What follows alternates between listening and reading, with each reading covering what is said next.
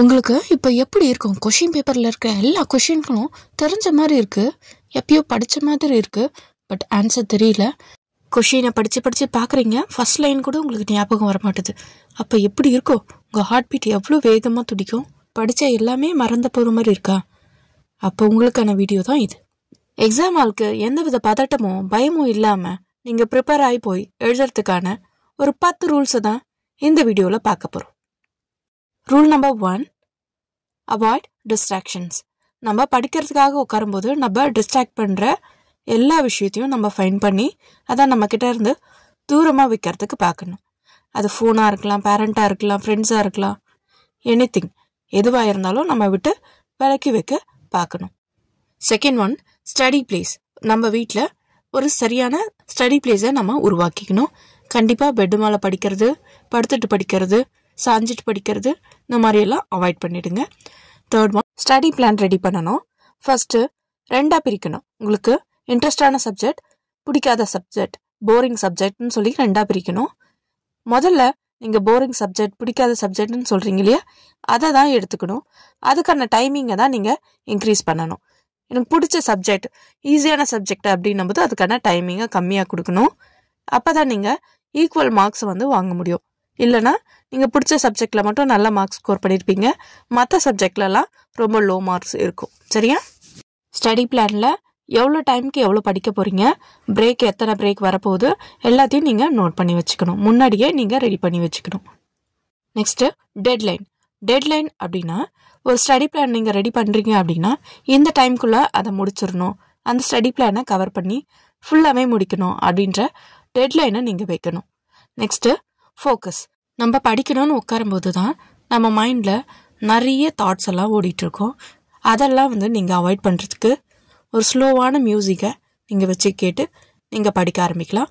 ஒருவேளை உங்களுக்கு மியூசிக் பிடிக்காதுன்னா நீங்கள் அதை அவாய்ட் பண்ணிடலாம். தொடர்ந்து படிச்சுட்டே இருந்தாலும் நம்ம பிரெயின் சீக்கிரமாகவே டயர்ட் ஆகிடும்.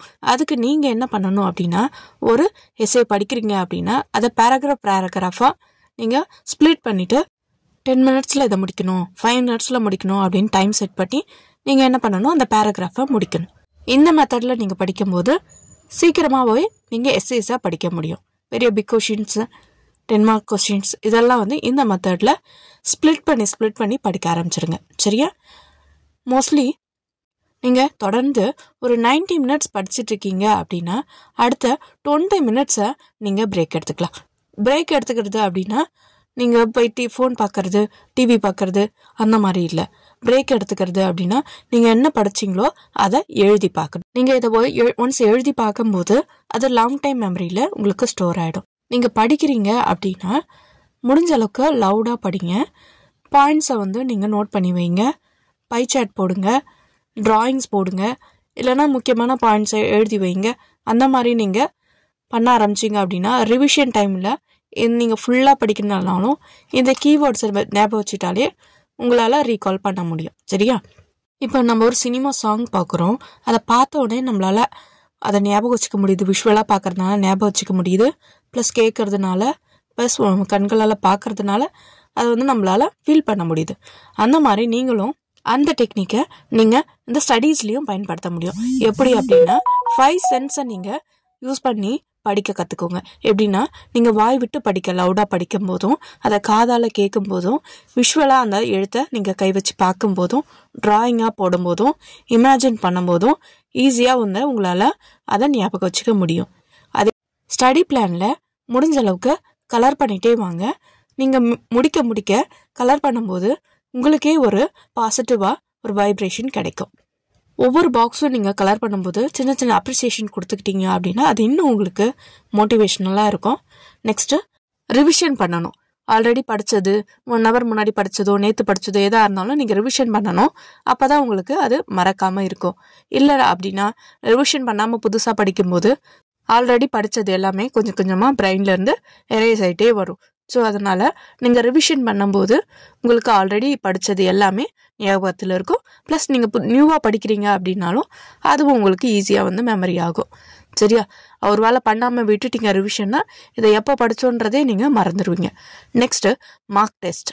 எந்த ஒரு எக்ஸாமாக இருந்தாலும் அதுக்கு முன்னாடி ஒரு கொஷின் பேப்பர் இருந்திருக்கும். அதை யூஸ் பண்ணி மார்க் டெஸ்ட் எழுதி உங்களோட லெவலை அப்பப்போ செக் பண்ணிக்கோங்க. இந்த லெவலில் நீங்கள் இருக்கும்போது ஓகேனா நீங்கள் ஓகே, இல்லை எனக்கு இம்ப்ரூவ் பண்ணணும் அப்படின்னா நீங்கள் அதுக்கேற்ற வழிகளை தேடி இம்ப்ரூவ் பண்ணுங்கள். இப்படி படிச்சிங்க அப்படின்னா எக்ஸாம் ஹாலில் போயிட்டு எந்த ஒரு டென்ஷனும் பயமும் இல்லாமல் கொஷின் பேப்பரில் இருக்க எல்லா கொஷினுக்கும் ஆன்சர் நீங்கள் ஸ்கோர் பண்ண முடியும். All the best.